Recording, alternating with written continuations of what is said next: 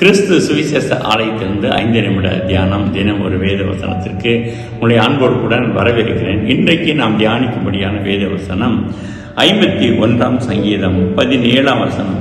தேவனை கேட்கும்படிகள் நொறுங்குண்ட ஆவிதான், தேவனை நொறுங்குண்டதும் நறுங்குண்டதுமான இருதயத்தை நீர் புறக்கணியே.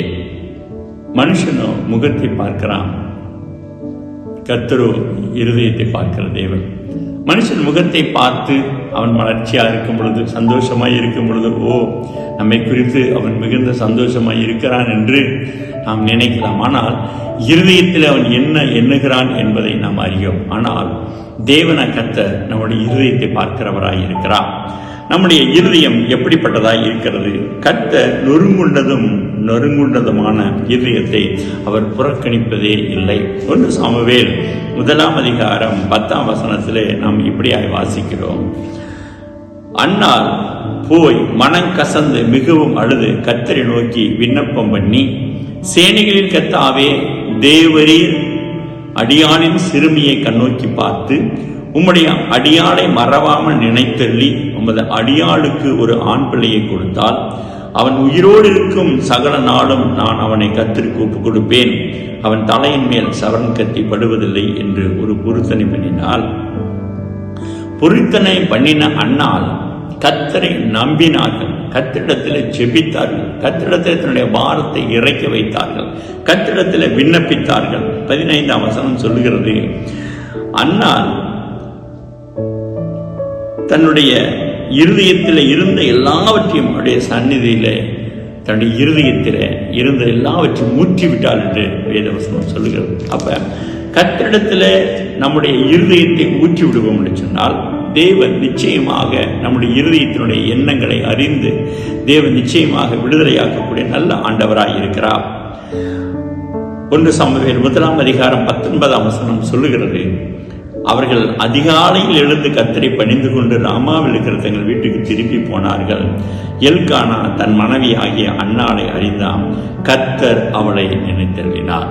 கர்த்தருடைய சமூகத்தில் நம்முடைய இருதயத்தை ஊற்றி விடுவோம் என்று சொன்னால், தேவனாய் கர்த்தர் நம்மை நிச்சயமாக நினைத்தருளுகிற தேவனாக இருக்கிறார். 1 சாமுவேல் 2 1 வசனம் சொல்லுகிறது, அப்பொழுது அன்னாள் ஜெபம் பண்ணி தன் இருதயம் கர்த்தருக்குள் கழிவுறுகிறது, என் கொம்பு கர்த்தருக்குள் உயர்ந்திருக்கிறது, என் பகைஞனின் மேல் என் வாய் திறந்திருக்கிறது, உடைய ரட்சிப்பினாலே சந்தோஷப்படுகிறேன்.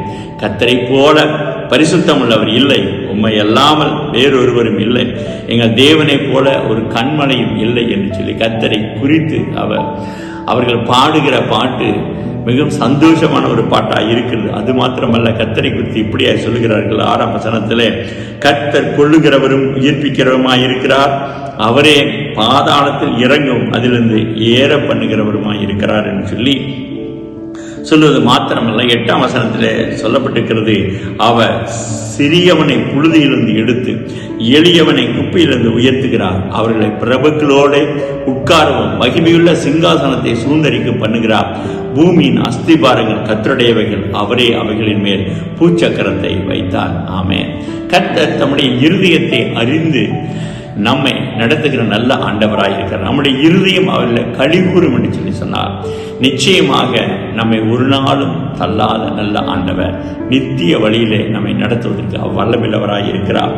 எனவே நறுங்குண்டதுமான அவருடைய சமூகத்தில் நம்முடைய இருதயத்தை ஊற்றி விடுவோம் என்று சொன்னால், கர்த்தர் நிச்சயமாக நம்முடைய இருதயத்தின் நினைவுகளை அறிந்து நம்மை நடத்துகிற நல்ல ஆண்டவராய் இருக்கிறார். ஜெபிக்கலாமா? மகா இரக்கம் கிருபை நிறைந்த எங்கள் ஜீவனுள்ள நல்ல பிதாவே, எங்களுடைய இருதயம் உமக்கு நேராய் திருப்பப்படட்டும். ஆண்டவரே, நறுங்குண்டதுமான இருதயத்தை நீர் ஒரு நாளும் புறக்கணிக்க மாட்டீர் என்பதை ஆண்டவரே நாங்கள் உணர்ந்து உங்களுடைய சமூகத்தில் எங்களுடைய இருதயத்தை ஒப்புக்கொள்வதாக தெரிவிக்க மாற்றுவீராக. இதை கேட்கக்கூடிய ஒவ்வொருடைய வாழ்க்கையிலும் ஆண்டவரே தன்னுடைய இருதயத்தை உமக்கு நேராய் திருப்ப கர்த்தர் கிருபை செய்வீராக. இயேசுவின் நாமத்தில் ஜெபிக்கிறேன் ஜீவனுள்ள நல்ல பிதாவே. ஆமென். God bless you. கர்த்தர் உங்களை ஆசீர்வதிப்பாராக.